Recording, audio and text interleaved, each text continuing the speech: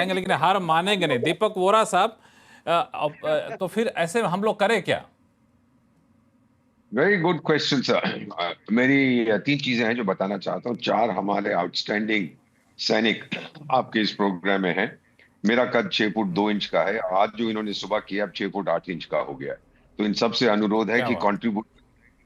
Contribute करके एक नई पतलून खरीद दीजिएगा, क्योंकि मेरी पतलून थोड़ी छोटी हो गई है, मेरा कद लंबा हो गया। Well done Indian military, salute from me. दूसरा सर, अब मैं कुछ यही सवाल पूछूंगा दोबारा दोबारा दोबारा अपने आप को कन्विंस करने आपको। क्या पाकिस्तान एक्सेप्ट करता है कि भारत की बराबरी नहीं कर सकता? नहीं एक्सेप्ट करता है।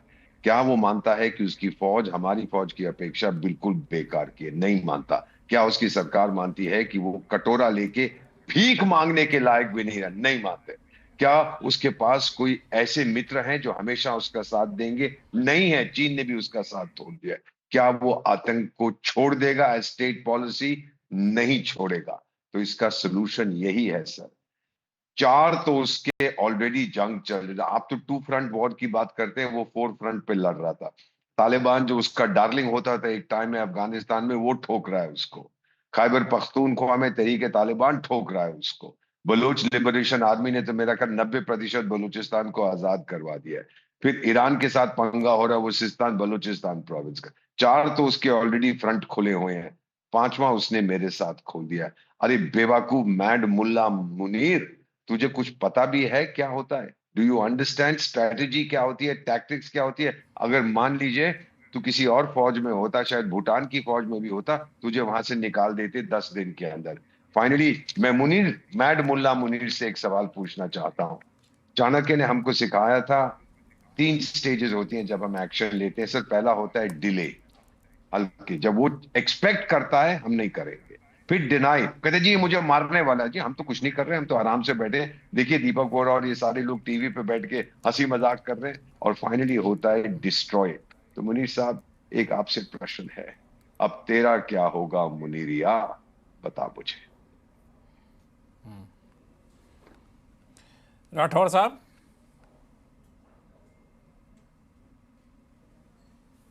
जी हाँ। सवाल तो बड़ा वाजिब है वोरा साहब का। अब मुनीरिया का क्या होगा? देखिए, ऐसा है कि पाकिस्तान के भ्रम जो हैं दो तीन हैं। एक तो भारत के साथ बराबरी और भारत के साथ राइवलरी। इस 65 सालों में 70 सालों में हम बहुत आगे निकल गए हैं। अब ये भ्रम तोड़ने का वक्त आ गया है। जैसे अभी दीपक वोरा साहब ने बताया कि एक अपॉर्च्यून टाइम है, और मैं उम्मीद करता हूं कि भारत की लीडरशिप ने भी इसको फैक्टर इन किया है। अगर हम पाकिस्तान के साथ एक कन्वेंशनल वॉर में जाते हैं तो मैं आपको दावे के साथ बता सकता हूं कि खैबर पख्तूनख्वा और बलूचिस्तान में से एक प्रोविंस पाकिस्तान लूज करेगा।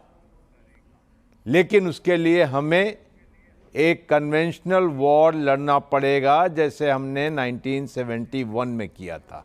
एक अपॉर्चून टाइम है। अभी जो पाकिस्तान के अंदर जो फोर्सेस हैं, उनके फिशर्स हैं और उनकी जो काउंटर एक्शंस चल रहे हैं और आपस में डिविजन्स हैं, ये बहुत ज़्यादा गहरे हैं, जग जाहिर नहीं हैं।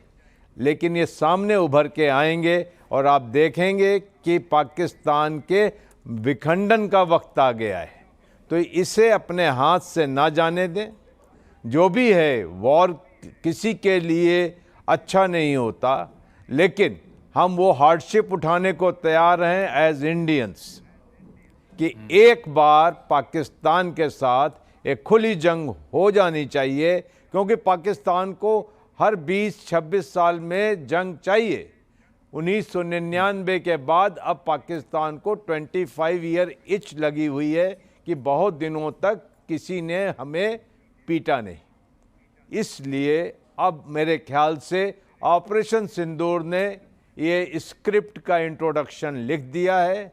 अब इसे हम आगे बढ़ाएं और तय करें कि हम पाकिस्तान का विखंडन कब करेंगे। और आज के तारीख में मुझे ये डुएबल लग रहा है ये चीज डुएबल लग आज की रही है। तारीख में आपको डुएबल लग रहा है? संजय सोई साहब है, बहुत बड़ी बात कही राठौड़ साहब ने कि ये आज की तारीख में डुएबल है और ऑपरेशन सिंधु ने इसका एक चैप्टर लिख दिया, इसकी शुरुआत कर दी है। आपको लगता है कि भारत इस तरफ कदम बढ़ाएगा, या फिर डिप्लोमेटिकली जिस तरीके के बयान आए शुरू में कि हमने कोई मिलिट्री एक्सरसाइज नहीं किया, हमने मिलिट्री एस्टेब्लिशमेंट पे हमला नहीं किया, हमने आतंकवादी ठिकानों पे हमला किया, ये कह के भारत सिर्फ आतंक के खिलाफ लड़ाई तक ही सीमित रहना चाहेगा? हम डिफेंस अपना करेंगे। अगर उसने पहले हमला किया, सारी दुनिया कहेगी हमला तो पहले इसने किया है, रेगुलर इसकी आर्मी गई है, हम पे हमला किया, तो सारी इंटरनेशनल कम्युनिटी, जिनको जो भी इंटरनेशनल कम्युनिटी है, वो सब हमारे साथ है। हमने उनकी फौज को नहीं मारा अभी तक सर, ना हमने उनके सिविलियन टारगेट्स को मारा। अगर उसने हमला किया, हमारे सिविलियंस को मारा, तो हमारे पास राइट ऑफ सेल्फ डिफेंस, ये तो अंतरराष्ट्रीय कानून है। आप मुझे मारोगे, मैं आपको लेकिन ठोकूंगा। लेकिन वो बेवकूफ है लेकिन सर, सबसे मेरी बड़ी बात मान जाए। उसको समझ सबसे नहीं बड़ी है दिक्कत ये होती है संजय सोई साहब, सबसे बड़ी दिक्कत ये होती है कि पाकिस्तान विक्टिम कार्ड खेलने में बड़ा माहिर होता है। वो तुरंत में जाके दुनिया के सामने रोना शुरू कर देगा, देखो जी पहले तो आतंकी ठिकानों पे किया, फिर हमें मार रहे हैं, अब हमें बचाओ जी, ये तो भारत बड़ा ये कर रहा है। और होता भी है कि जब सड़क पे बड़ी गाड़ी किसी छोटी गाड़ी को से टक्कर होती है तो छोटी गाड़ी की इसमें दोष नहीं माना जाता है, कहते लोग बड़ी गाड़ी वाले ने गलती करी होगी। इससे कैसे निपटा जाए इस परसेप्शन से, संजय सोई साहब? बिल्कुल। हाँ जी लक्ष्मण जी, ऐसा है कि भारत ने बहुत ही प्रोफेशनल तरीके से काम किया, जैसे कि अभी बाकी आपने बताया, बाकी स्पीकर्स ने बताया कि टेरर पर हमला किया, कोलेटरल डैमेज नहीं किया, सिविलियन पे हमला नहीं किया। इस समय में बॉल पाकिस्तान के कोर्ट में है। अब पाकिस्तान क्या करता है? देखिए, हमारा एक काम था कि हमने आतंक के ऊपर हमला करना था, जो हमारे पहलगाम वाला हुआ है। एक उनको ऐसी चोट पहुंचानी थी, आज चाहे अजद मसूर है या फिर बाकी टेररिस्ट ऑर्गेनाइजेशन है या लीडर्स हैं, उनको पता लग रहा है किस प्रकार उनके परिवार के लोग खत्म हो गए। आज वो कह रहे हैं कि मैं ही चला जाता। तो ये सब बातें देखते हुए एक बहुत बड़ा हमारा कदम रहा है। तो अभी हमने देखना पाकिस्तान क्या करता है। देखिए, पाकिस्तान आर्टिलरी बम्बार्डमेंट कर रहा है और फेक न्यूज चला रहा है, झूठी न्यूज चला रहा है अपने न्यूज चैनल में कि ये कर दिया हमने, जहाज गिरा दिया, ये गिरा दिए। तो ये सब देखते हुए आज हमें दुनिया को हम पहले ही साथ में ले चुके हैं। जिस प्रकार से हमारा प्रेस कॉन्फ्रेंस हुआ है, जिस प्रकार से हमारे एनएसए ने, अमेरिकन एनएसए से बात की, रशिया, यूरोपियन यूनियन के देशों से, मिडिल ईस्ट के देशों से, आज सभी हमारे साथ हैं क्योंकि हमने आतंक पे हमला किया। और इस समय में जो लड़ाई है आतंक से सभी दुखी हैं। हमने जितने टेररिस्ट मारे हैं, यहाँ पर एक बात ध्यान रखनी पड़ेगी कि आज पूरी दुनिया को धन्यवाद करना चाहिए भारत का, तो यही टेररिस्ट भारत के खिलाफ ही नहीं, बाकी दुनिया में क्या, कल को अमेरिका में भी अटैक कर सकते थे, यूरोप में, मिडिल ईस्ट में, अफ्रीका में, कहीं भी ये काम कर सकते हैं। जितनों को मारा है, बड़ी बात आपने कि पूरी दुनिया को ये धन्यवाद देना चाहिए। संजय सोई साहब, आपने जो कहा कि हमने दुनिया का भला किया है, दुनिया को धन्यवाद देना चाहिए, लेकिन यूएस प्रेसिडेंट की तरफ से तो बड़ा ही बेतुका बयान आया इस घटना की जब जानकारी मिली। तो आखिर किस रणनीति के तहत यूएस प्रेसिडेंट ऐसी बातें कर रहे हैं, या फिर अब उनको लोग हल्के मिल लेना में शुरू कर दें? जीजे सिंह साहब। देखिए, जैसे मैं तो इंटरनेशनल की बात मेरे मन में आ रही है कि हम बहुत लॉ अबाइडिंग हैं इंटरनेशनल ऑर्डर की तरह, मगर मुझे आप ये बताएं, क्या अमेरिका परवाह करता है? वॉशिंगटन, क्या मॉस्को परवाह करता है ये इंटरनेशनल ऑर्डर की? क्या ये बेंजामिन नेतन्याहू जो तेल अवीव के हैं, ये करते हैं? क्या चाइना करता है? हम जो हैं बहुत टॉलरेंट है और बहुत ही लॉ अबाइडिंग है। मगर मैं आपको यहाँ पे एक चीज बताना चाहता हूँ कि टाइम से कोई बड़ी बात नहीं होती। मैं वही बात किसी दूसरे शब्दों में कहना चाहता हूँ, जैसे कि कर्नल राठौर कह रहे थे कि ये मौका अच्छा है। एक ancient wisdom, I will just say few words in English, ancient wisdom tells us to everything there is a season and a time for every matter under the heavens. A time to make, time to break, time for war, time for peace. I personally feel, और ये भी कहा जाता है कि time to speak, time to keep silent. मेरा ये मानना है कि अभी time for war आ चुका है, और जब तक हम इन्हें कोई जबरदस्त लेसन नहीं सिखाते, समझाते, जहाँ इनका विभाजन नहीं करते, जहाँ इसको छोटा नहीं करते, ये जो चलती रहेगी। अभी मैं जैसे कह रहा था, इन्होंने पुलवामा कर दिया, 1-2 साल रुकेंगे फिर कोई ना कुछ कर देंगे और ये करते रहेंगे। इसका कोई आप ये कहें कि कोई सोल्यूशन है, वो सोल्यूशन तो मुझे नजर नहीं आता।